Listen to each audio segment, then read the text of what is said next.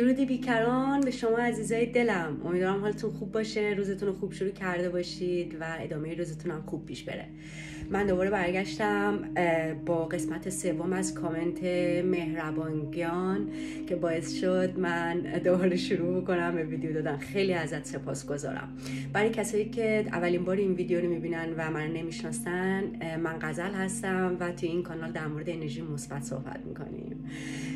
زود برم سر اصل مطلب. امروز یک کلمه‌ای به ذهنم خورد، یعنی به گوشم رسید، به نام روز مبادا. در رابطه با روز مبادا داشت صحبت میشد و خیلی برام جالب اومد. اون باعث شد که از وسط کارم دست بکشم، بیام ویدیو باز بکنم و تراوشات ذهنی که همین الان داره جاری میشه رو در واقع جاریش بکنم. روز مبادا. روز مبادا بعد از اینکه اروپا رو تجربه کردم متوجه شدم چیزی هستش که بیشتر تو فرهنگ مسلمونا، تو فرهنگ ایرانیا بیشتر هستش و بسیار فرهنگ بدیه، چیز بدیه به نظر من. البته اینو الان دارم میگم، و قدیم خودم آدمی بودم که خیلی به روز مبادا فکر میکردم، پس انداز میکردم، سعی میکردم که پولی که دارم یا به دست آوردم و ازش اون لحظه استفاده نکنم، اولویت بندی میکردم و میگفتم برای روز مبادا، چون بالاخره زندگی سرشار از مشکله و احتمال داره که یه روزی به دردم بخوره. منم که کسی رو ندارم، اگر به مشکل بخورم برم بهش بگم بیا به من کمک کن. پس بهترین کار اینه که به عنوان روز مبادا این پول رو جمع می‌کردم و ذخیره‌اش می‌کردم. عنوانش اشتباه بود، کارش اشتباه نبود. یعنی اگر من اون عنوان رو عوض می‌کردم و به عنوان پسنداز برای رفتن به مسافرت، برای خریدن یه چیز خوب، برای لذت بردن، اگر شاید پسندازش میکردم یا میذاشتمش کنار، دیگه مجبور نبودم برای روز مبادا و روز مشکلاتم کنار بذارمش یا خرجش بکنم. امیدوارم متوجه منظورم شده باشین. کلمه روز مبادا کلمه چی بگم، خانمانسوزیه به نظرم. الان دارم فکر میکنم بهش، به خاطر اینکه همونجور که گفتم ما رو درگیر میکنه، ما رو همیشه نگران آینده میکنه. به ما میگه که دیدی گذشته اون مشکل برات پیش اومد، مثلا دست و بالت خالی بود یا نتونستی کاری بکنی، بهترین کار اینه که برای روز مبادا، برای مشکلات پس از این چاره‌ای بیاندیشی و از همین الان مثلا برای خودت یه چیزی رو کنار بذاری. و خب وقتی اینجوری فکر میشه، وقتی اینجوری برنامه‌ریزی میشه، قطع به یقین اون اتفاقی یا اون مشکل به وجود میاد. مشکل به وجود میاد. اگر شما پولی که داری میذاری برای روز مبادا، روز مبادای شما روزی باشه که روز سفرته، روز تفریحته، روز خوشگذرونیته، قطعاً اونجوری برات جواب میده. این خارجی هم روز مبادا دارن، ولی روز مباداشون اولا اسمش اصلا مبادا نیست، دوما اینکه ذخیره میکنن برای چیزهای خوب. ذخیره نمیکنن برای اینکه برن قبر بخرن. میدونید چی میگم؟ ذخیره نمیکنن برای اینکه بخوان کفنشون رو بخرن. ذخیره نمیکنن به خاطر اینکه مشکلی پیش بیاد بخوان اون رو حل بکنن. ذخیره میکنن به خاطر اینکه جای خوب استفادهش بکنن. و خب مسلما مشکل ناگزیر پیش میاد تو زندگی هر کسی و اگر تو زندگیشون هم مشکل پیش بیاد، از پولی که پسنداز کردن برای تفریحاتشون، برای خوشگذرونیاشون، خرج میکنن برای مشکلاتشون و خدا رو شکر میکنن، میگن اوکی خدا رو شکر که ما اینو داشتیم، میخواستیم اونجا خرج کنیم ولی الان این مشکل تو اولویته. کاری که ما نمیکنیم، کاریه که ما فقط به آینده‌ای فکر میکنیم که هنوز نیومده، آینده‌ای که توش پر درد مثل دیروزمون و نگرانی ها و مشکلاتی که خودمون با برنامه ریزی کردن از پیش اونو میسازیم، واقعا میسازیمش. ببینید از من برنامه ریزتر دیگه وجود نداشت. من همه چیز زندگیمو برنامه ریزی میکردم و به دلیل اینکه تنهام بودم یک زن تنها بودم. حالا چه زمانی که تو ایران بودم چه زمانی که تو خارج از کشورم هستم، همیشه باید خودم از پس خودم برمی اومدم. نه پدر مادر پولدار داشتم، نه دوست پسر پولدار داشتم، نه شوهر پولدار، نه هیچی. میدونید چی میگم؟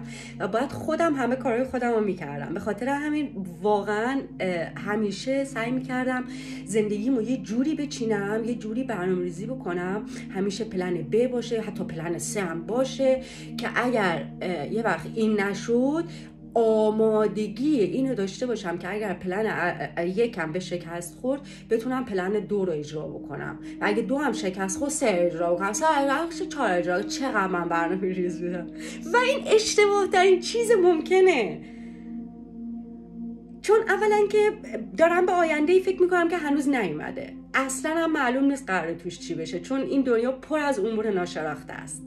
و وقتی من این امور ناشناخته رو میزنم کنار، بهش میگم من دوست دارم اموری رو داشته باشم که شناخته شده باشه، یعنی در واقع نمیخوام از محدوده امن خودم خارج بشم. و اینجا دقیقا همون اتفاقی که برای من میفته که در گذشته برای من افتاده. من اگه قرار باشه آینده رو عوض بکنم، مهمترین کار اینه که بهش فکر نکنم، چون من انسان تا زمانی که بیدار نشدم، تا زمانی که به وجود خودم، به ارزش درونی خودم پی نبردم، به اون ثروت و غنی بودن خودم، وجود خودم، درون خودم، آگاهی خودم پی نبردم، هر چیزی رو در آینده به دست بیارم، در آینده نزدیکتر یه چیز دیگه میخوام، منو راضی نمیکنه، منو خوشحال نمیکنه.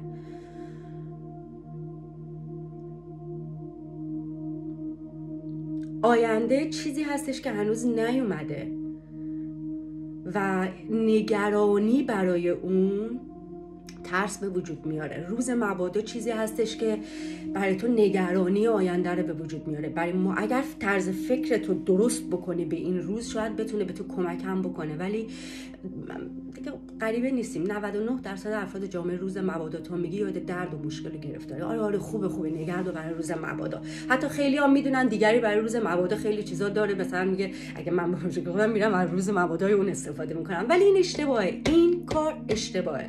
این کار فقط برای شما نگرانی به وجود میاره، فقط برای شما مشکل به وجود میاره. تو کامنت مهربانگیان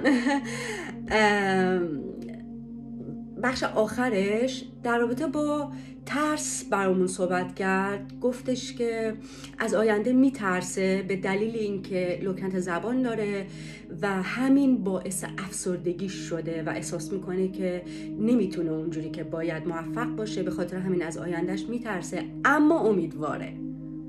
ببینید این خیلی خوشم میاد، این کلمه رو همه میگن، من این اما امیدوارم، به خاطر همون نور است، اون آگاهی است که گفتم هرگز خاموش نمیشه، هست، فقط باید پر نورتر بشه. این امید از اونجا میاد.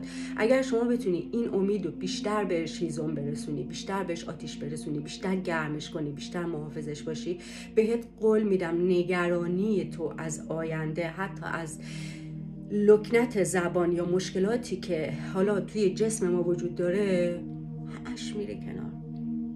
اصلا واقعا همش میره کنار.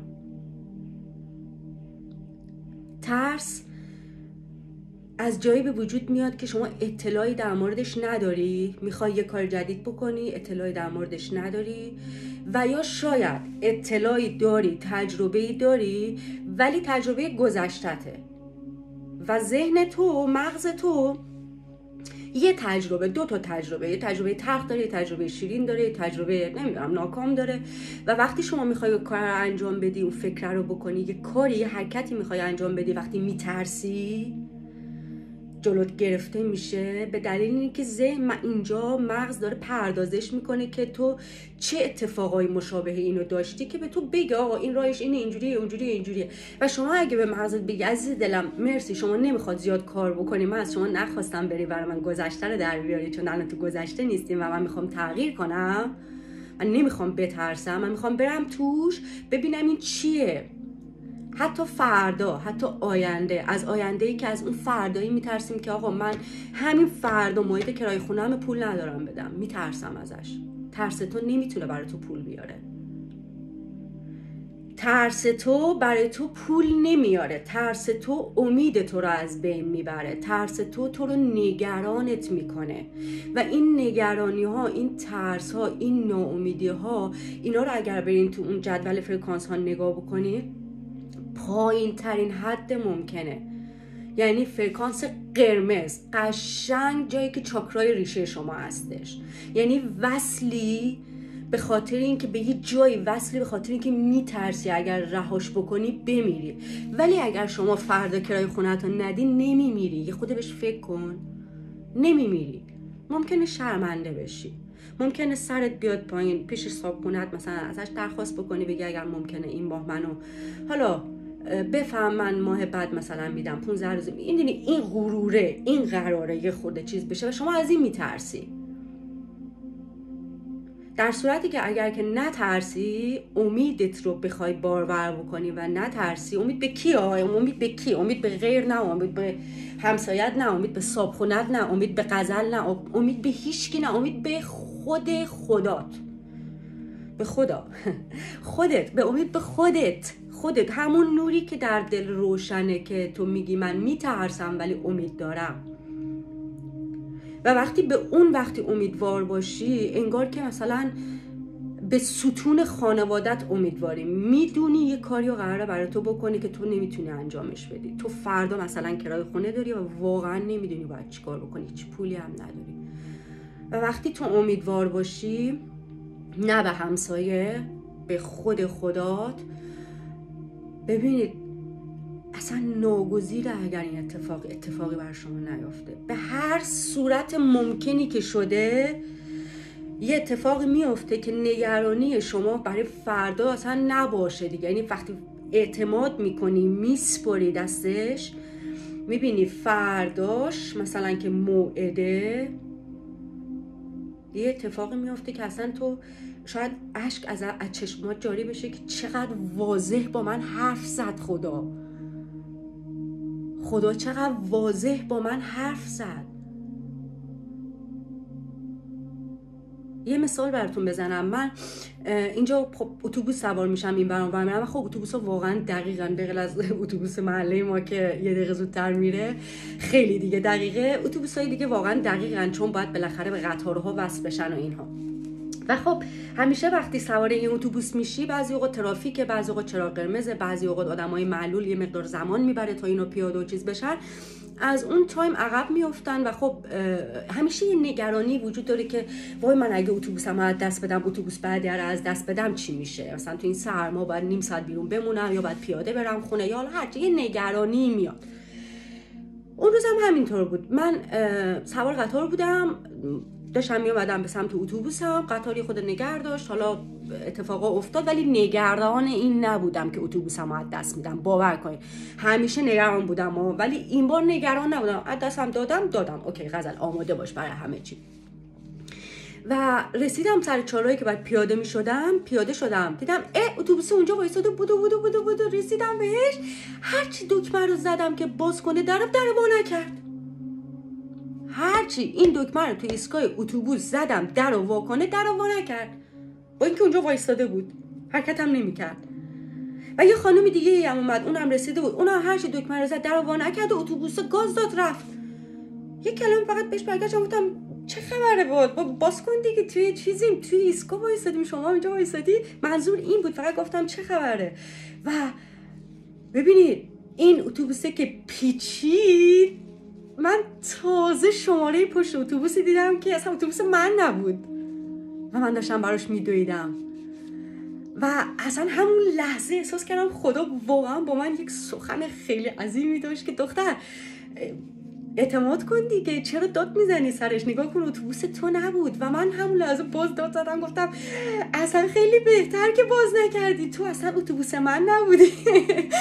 و نگاه کردم دیدم اتوبوس من رفته بود و من بعد اونو جای دیگه ای دریافت میکردم، باید یه جایی رو پیاده میرفتم تا اون اتوبوس رو بگیرم. و خیلی جالبه که من باید اون مسیر رو پیاده میرفتم من باید اون مسیر رو پیاده کنم. من خیلی چیزا تو خیابون پیدا میکنم بچه‌ها، و یه چیزی تو خیابون پیدا کردم دوباره.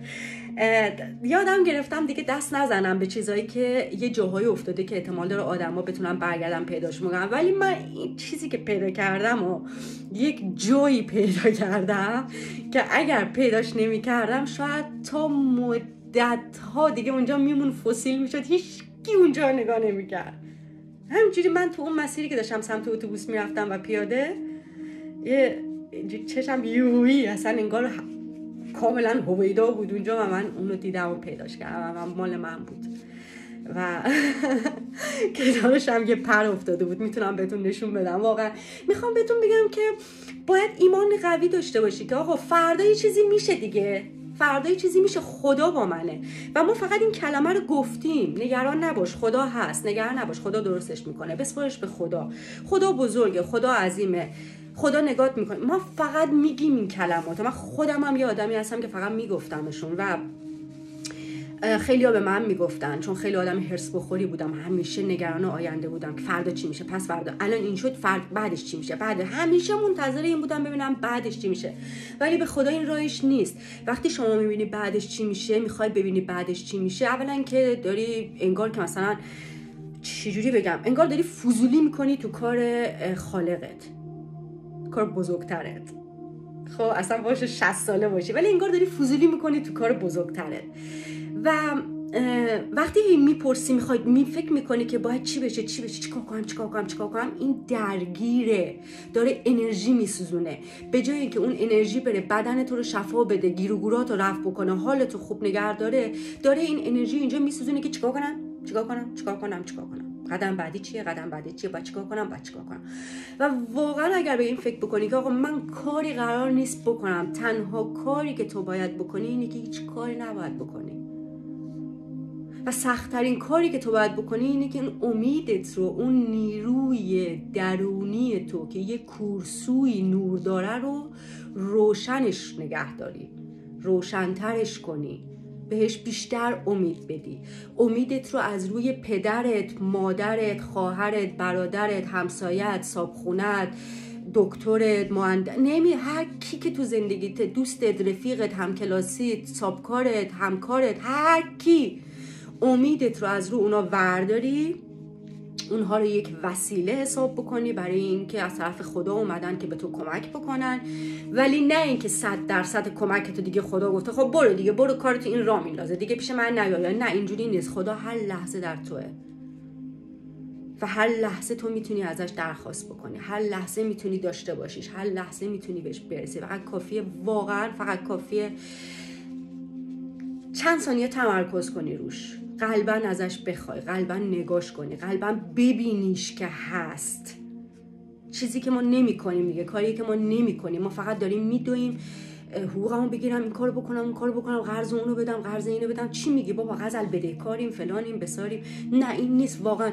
به خاطر این توجه هست که شما بدهکاری و بستانکاری، چون توجهت روی اوناست، چون توجهت رو افراد بیرونه. تو توجهت اینه که تو جهان مادی به صورت مادی بخوای بدوی و زندگی تو تأمین بکنی. و خب وقتی با جهان مادی داری بازی میکنی، مادیات از تو فرار میکنه. مادیات هم از طرف خداوند اومده دیگه، ساخته شده دیگه، درسته؟ و وقتی تو فقط به سمت اون میدوی، در واقع داری از خدا دوری میکنی، میری سمت مادیاتش، قربون بند کیفشی، تا پولداری رفیقشی. اینو دوست نداره، هیچ رفیقی اینو دوست نداره. خدا هم اینو دوست نداره. خدا از همه داراتره، خدا از همه آگاهتره. خدا میدونه شما چی میخوای. میدونید چی میگم؟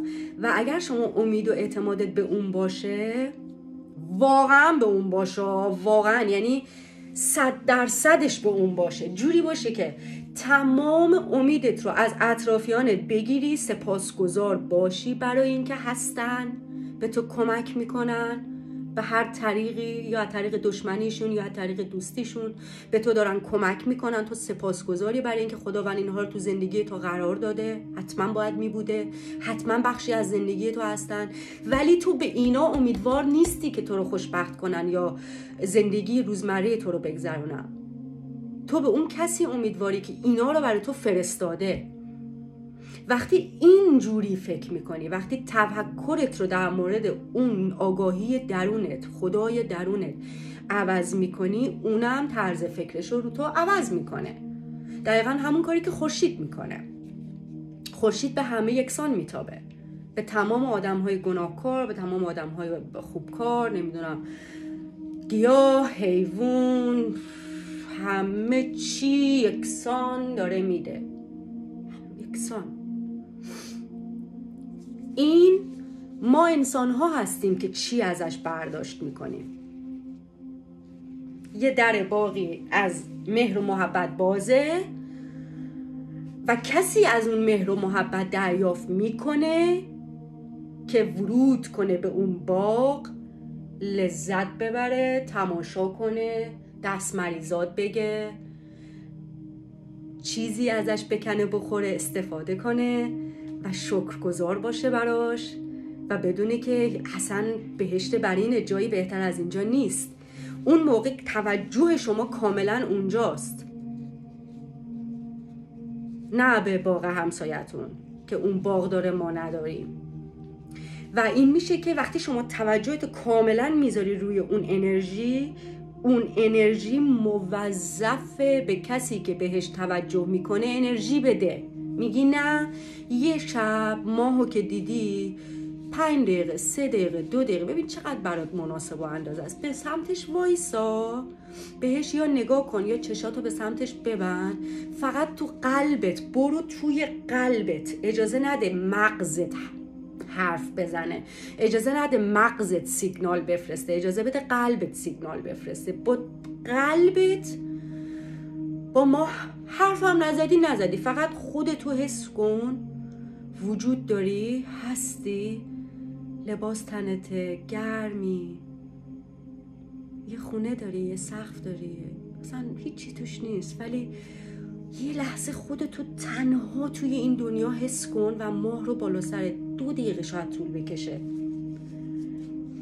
تو اگه این انرژی رو برای ماه بذاری 2 دقیقه، ماه برای تو 20 ساعت وقت میذاره، 20 ساعت انرژی میذاره، 30 ساعت انرژی میذاره، 2 برابرش 100 برابرش به تو انرژی میده. چون کائنات خوشحال میشه وقتی میبینه یکی از موجودات روی زمین که زنده است، دی ان ای خاص خودشو داره، کدگذاری شده، داره سیگنال میده، داره حرف میزنه، داره میگه من حواسم به توه. و همینطور به همه چیزا. من به خاطر همینه به سیارات علاقه من شدم، چون هر آنچه که رو زمین میبینم برای من هیجان انگیزه، جالبه، زیباست، حتی آدمان برام جالبن، خب ولی سیاره ها، ستاره ها، خورشید، اینا چیزایی هستن که روزمره‌ای شده و هیچ کس دیگه نمیبینتشون، انقدر که سرمون رو زمینه و حواسمون به این ور اون وره. و وقتی تمرکز تو وقتی میذاری رو اون، میری میبینی مریخ چیه، میری میبینی ونوس چیه، نه هیچی هم نمیفهمی، چون این اصلا یه اقیانوسه. ولی وقتی میری توش یواش یواش نگاش میکنی، بهش دقت میکنی، نگاهش میکنی، اصلا وقتی انرژیاشو دریافت میکنی میگی من خدای من چرا همیشه به انسان‌ها نگاه میکردم؟ چرا به این نگاه میکردم که اون بیاد حال منو خوب کنه، اون بیاد دست منو بگیره، با یه مردی ازدواج کنم که حالمو خوب کنه، خوشبختم کنه؟ چرا باید منتظر این باشم یه نفر به من بگه من تو رو خوشبخت‌ترین آدم؟ چرا وقتی من میتونم این انرژی رو از تو دریافت بکنم؟ خب این میشه ایمان، امید. و اگه ایمان شما قوی باشه، ترس از آینده شما از بین میره. بچه‌ها ببخشید اینجا خیلی سرد خونه من و من تو اکثر ویدیوام همیشه فین میکنم، این یه خود حساسیت فصلی هم هست، عذرخواهی میکنم، این دفعه دستمال دستم گرفتم ولی باز استفادهش نمیکنم. به هر حال ترس دشمن سرسختیه که تا زمانی که بهش آگاه نشدی دشمنه. وقتی که بهش آگاه میشی، وقتی که به خودت آگاه میشی، به اون آگاهی درونت آگاه میشی، ترس دیگه بعداً برای تو دشمن محسوب نمیشه. ترس برای تو یه چراغ خطر، یه چراغ زرد چشمک زن محسوب میشه که داره بهت میگه که غزل، این فکری که داری، این کاری که میخوای بکنی، این چیزی، این آینده، هر فکری که الان اینجا هست و داره تو رو میترسونه و نگران میکنه، اولا از گذشتت میاد، افکار گذشتت، تجربیات گذشتت، تو سن پایین‌تر، تو شرایط دیگه‌ای بودی، ابر یه جای، اون ابر یه جای دیگه بود که تو اونجا بودی، میدونی همه چی به هم ربط داره. و این فقط یه چراغ زرد چشمک زنی که داره میگه تو این اتفاق یه بار انجام دادی، این اتفاق یه بار برات افتاده، یا داره چشمک میزنه میگه تو تا حالا این کار انجام ندادی یا نمیتونم فقط ولی میتونم بهت احتمال بدم چجوری بشه. اصلا زیر مفت میزنه فقط. خب شما این داره چشمک میزنه، آگاهی و داری چشمک اینو میبینی که زرد یا نارنجیه. اگه آگاه نباشی قرمزه، استوب میکنی، هیچ حرکت نمیکنی. ولی اگر آگاه باشی که خدا با منه، هیچ اتفاقی نمیافته، این چراغ و چشمک زن میبینی و اول به چپ نگاه میکنی، بعدا به راست نگاه میکنی، بعد میبینی آبری اگه نیومد حرکت میکنی میری. نبودم اینجا یا قبلا بودم، اب نداره، من تجربهش میکنم. ممنونم که به من آلارم میدی، ولی مواظبم، خدا با منه، خدا جلوتر از من داره حرکت میکنه. چون شما حرف دلتو داری گوش میدی، نه این ترس رو. ترس حرف مغزه، ترس فرکانس منفی داره، بسیار فرکانس منفی داره، اصلا نول پایین، اون صفر. ترس فرکانس مرگه. شما از مرگم نباید بترسی، بدبختی ما از مرگم میترسیم آخه. یعنی یکی از نگرانی‌های روزمره ما در زندگی اینه که اگه من بمیرم منو کجا باید خاک کنن؟ قبر ندارم. بابا تو دیگه بمیری دیگه مردی، بی خیال. تو دیگه یه آگاهی شدی رفتی تو آسمونا و قرار دوباره برگردی، ان شاءالله که دیگه برنگردی. میدونی چرا میگم بری ان شاءالله دیگه برنگردی؟ به خاطری که دیگه کامل شدی، به تکامل رسیدی و دیگه رفتی جزء انرژی کائنات شدی. نیازی نیست دوباره این تناسخ انجام بدی، بلندش بیای اینجا دوباره پدرت در بیاد روی این زمین و فلان و اینا و به آگاهی برسی. هر باری که به این آگاهی برسی، این آگاهی رو پرورش بدی، امیدت، ایمانت بالاتر بره، فرکانست بالا بیاد، به این قسمت اومگا برسی، شما دیگه وقتی بمیری دیگه آخرین بارت میای روی این زمین به امید خدا. چون دیگه میشی خود خدا، میشی انرژی که انسانهای دیگر که رو زمین میان و اونا رو هدایت میکنی، کمک میکنی، حمایت میکنی، اون میشی. ولی تا موقعی که بری و برگردی، همینیم که هستیم، ما این میریم و برمیگردیم، تناسخه. پس آگاهی به ما کمک میکنه. بیاین تو این دوره از زندگیمون آگاه بشیم که اگه رفتیم دوباره هم برگشتیم سری بعد راحت تر باشیم، کارمامون اینجا پس بدیم. به خدا راست میگم یه سری چیزایی هستش که من میگم همه با هم وصله و امید و ایمان کاری میکنه که شما ترس، امید و ایمان اینجاست، خوشبینی اینجاست، شکرگزاری اینجاست. یعنی اینجا منظورم تو فرکانس، تو این پیرامید اینجاست، فرکانس بالا داره، شما رو وصل میکنه به جهان هستی. ولی ترس، خشم، ناامیدی، اینا فرکانس پایینه، فرکانس ریشه است، شما رو وصل میکنه به زمین، به جاذبه. اجازه نمیده شما اینجوری شناورد بشی تو این جهان هستی. و یواش یواش بیشتر با هم صحبت میکنیم و بیشتر متوجه میشید که اصلا انسان چیه. حتما خودتون میدونید ولی بیشتر با هم صحبت میکنیم بخاطر که من بیشتر بفهمم. اما بهتون قول میدم اگر ترس از آینده رو رها کنید، بسپریدش به خدا. خدا کیه؟ خدا همون انرژی هستش که در کل جهان هستی وجود داره. نه قابل دیدنه، با این دوتا چشم نمیشه خدا رو دید، با چشم بصیرت باید خدا رو دید. چشم بصیرت. بعدا میتونم بهتون بگم که چشم بصیرت هم چیه. البته اینا هر چی که میگم نظر منه ها، نظر علما شاید یه چیز دیگه ای باشه. من اونا رو هم بعضیاشو گوش کردم، بعضیاشو خوندم، ولی برای خودم یه نظر در نهایت نظر سنجی کردم و نظر خودم دارم بهتون میگم. ولی خدا رو با چشم سر نتوان دیدن، خدا رو باید با چشم دل دید و این رو باید یواش یواش یاد بگیریم. چون بالاخره ما یه پروسه‌ای رو طی کردیم تو این جهان، تو این دنیا، تو این خانواده، تو این اجتماع زندگی کردیم، یه سری چیزا رو از اونها یاد گرفتیم و خب اونا هم از کسای دیگه یاد گرفته بودن، اونا هم از کسای دیگه یاد گرفتن و همینجوری همه چیز به دست فراموشی سپرده شد. در واقع ما هر آنچه که یاد گرفتیم از دیگران بوده و از خودمون نبوده و این هم چالش زندگیه. بالاخره یه جایی باید آگاه بشی و از اول دوباره خودتو تربیت کنی، از اول دوباره ریست کنی، به حالت کارخانه برگردی دوباره خودت بگی من دوست دارم چه باشم و من چه نیستم. اینی که ترس بزرگترین چیزه، بهترین چیزه که شما بذاریش کنار، امیدتو ببری بالا. ترس داشته باشی، این امیده خیلی کورسوه، فقط هست، مثل حمام فین روشنه. ولی اگر میخوای که این یک هیزم بشه، یک آتیش بزرگ بشه، شما باید امیدتو ببری بالا و ترستو بذاری کنار. میشه. حتی اگه هیچ کیو تو زندگیت نداری، باور کن میشه. یعنی اگر نگرانی داشته باشی، راحت تر این اتفاق برای تو نمیفته. نگرانی فقط یه ترمز میکنه برای اینکه اون امور ناشناخته وارد زندگی تو نشه. خدا میگه نگرانی، خب برو باش، منتظری اون بیاد کمکت کنه، برو بذار کمکت کنه. میری دعا میکنی، میگی خدایا کمک کن سابکارم بهم انقدر حقوقمو زیادتر کنه، با درخواست فلانم موافقت کنه، خدایا کمک کن فلان. خدا میگه اینو میخوای؟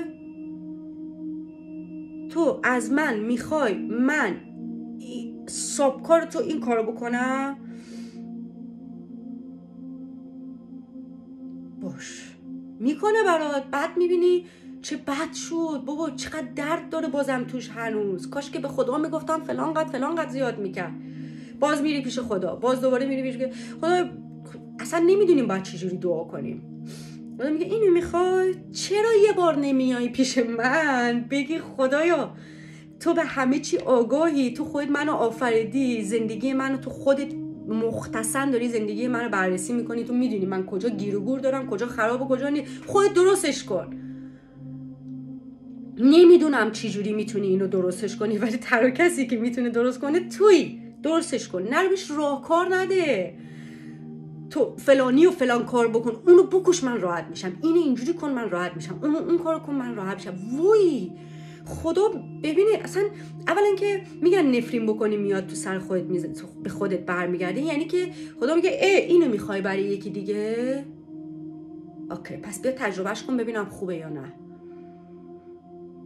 بیا تجربهش کن ببینم خوبه یا نه. اگر بری برش راهکار بدی، خدای میتونی اینجوری کنی اونجوری کنی، خدای من اینجای کارم مشکل دارم، اینجا اینجوری، خدای من میخوام این گوشیه رو بخرم، این موبایل رو بخرم، نمیدونم فلانیه رو بخرم، این نگرانیای اینجوری میبری پیش خدا، بهت میخنده، میگی نمیدونه منم، خودش این انسان اینقدر خوابه، نمیدونه منم، این خودش منم، از روح من در این دمیده شده، یعنی میتونه بخش بزرگی از کارهای خودش رو به جای اینکه من براش انجام بدم خودش انجام بده، اگر به من اگر بدونی چی هست. و وقتی شما نمیدونی چی هستی، این ورم داری این حرفا میبری پیش خدا، بهش میگی خدایا میشه یک کاری بکنی مثلا من تو کنکورم قبول بشم؟ اصلا شاید به نفع تو نباشه اون کنکور، اصلا شاید واقعا بعد تو اینقدر درس اون کنکور رو بخونی بری بیفتی، بعد بفهمی اصلا تو نباید کنکوری میشدی، تو بعد میرفتی نجار میشدی.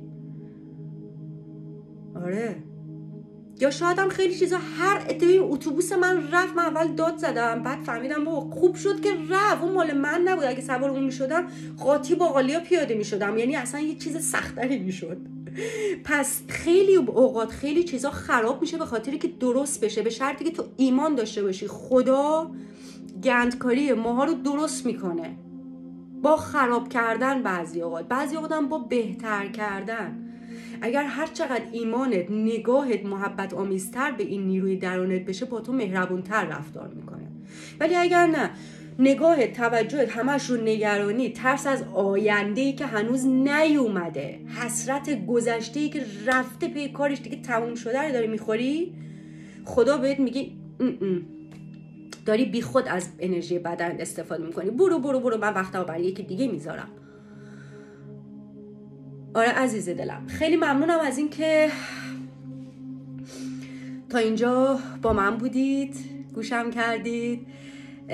این بحث خیلی ادامه داره، بسیار ادامه داره و نمیتونم توی 35 دقیقه تمومش بکنم، ولی از جایی که میخوام یک تفاعل کوچیکی دوباره به ملت عشق بزنیم و ببینیم شمس تبریزی عزیزم چه قاعده‌ای رو برای ما امروز در نظر داره که امیدوارم درخور باشه، این کتاب رو وام میکنم که بتونم 3 دقیقه براتون تحلیلش بکنم. معذرت میخوام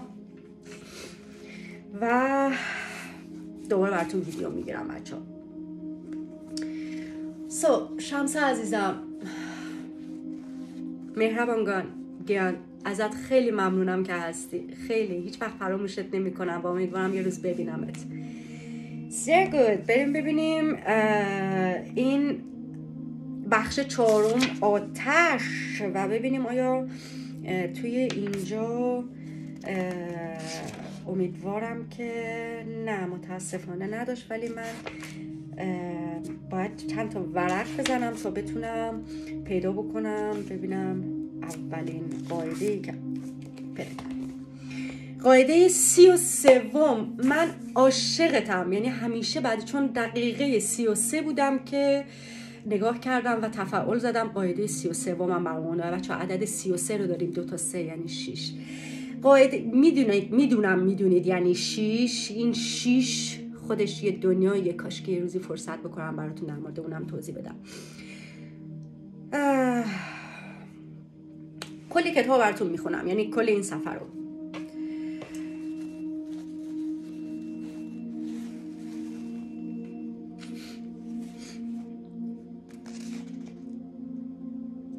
در مورد نگرانی هم هست فکر میکنم.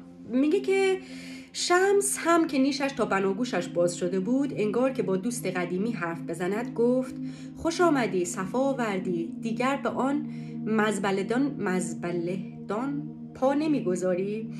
آن صفحه زندگیت کلن به آخر رسید. اون مزبلهدان منظورش چیز بود، یک فاحشه‌خانه‌ای بودش که گلکبیر توش کار میکرد، به اجبار درش کار میکرد. آن صفحه زندگیت کلن به آخر رسید، انشاءالله قدم به قدم حق تو را به خودش نزدیکتر می کند. گلکبیر در حالی که اشک از چشمانش سرازیر بود گفت رئیس خنثی ولم نمی کند. حتما خیلی وقت از کله شغل را پیم فرستاده. شما خبر ندارید او چه آدم ظالمی است. شمس حرف زن جوان را قطع کرد. زن نگران بود، گلکبیر نگران بود که درسته من از اون فاحشه‌خانه فرار کردم و اومدم بیرون و میخوام به سمت خدا برم، ولی صاحب رئیس اونجا منو ول نمیکنه و مطمئنم یکی رو میفرسته. نگران بود برای آیندهش. شمس حرف زن جوان را قطع کرد. به این چیزها فکر نکن، خیالت راحت باشد. خدایی که از آن باطلاق بیرونت آورد، عزم و جسارتی را که لازمه این کار است به تو داد، در را به رویت باز کرد و وسیله‌ای فراهم آورد تا از آنجا بیرون بیایی، البته راحت را هم هموار خواهد کرد. قاعده 33. در این دنیا که همه میکوشند چیزی شوند، یا تو هیچ مشو. مقصدت فنا باشد. انسان باید مثل گلدان باشد، همانطور که در گلدان نه شکل ظاهر بلکه خلأ درون مهم است، در انسان نیز نه ظن منیت بلکه معرفت هیچ بودن اهمیت دارد.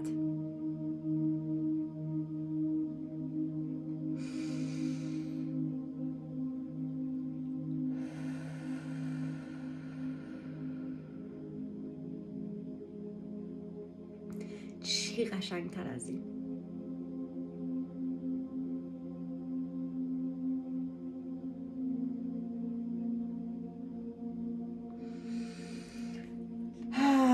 عزیزای دلم، اینجا هم یه کلمه از مولانا نوشته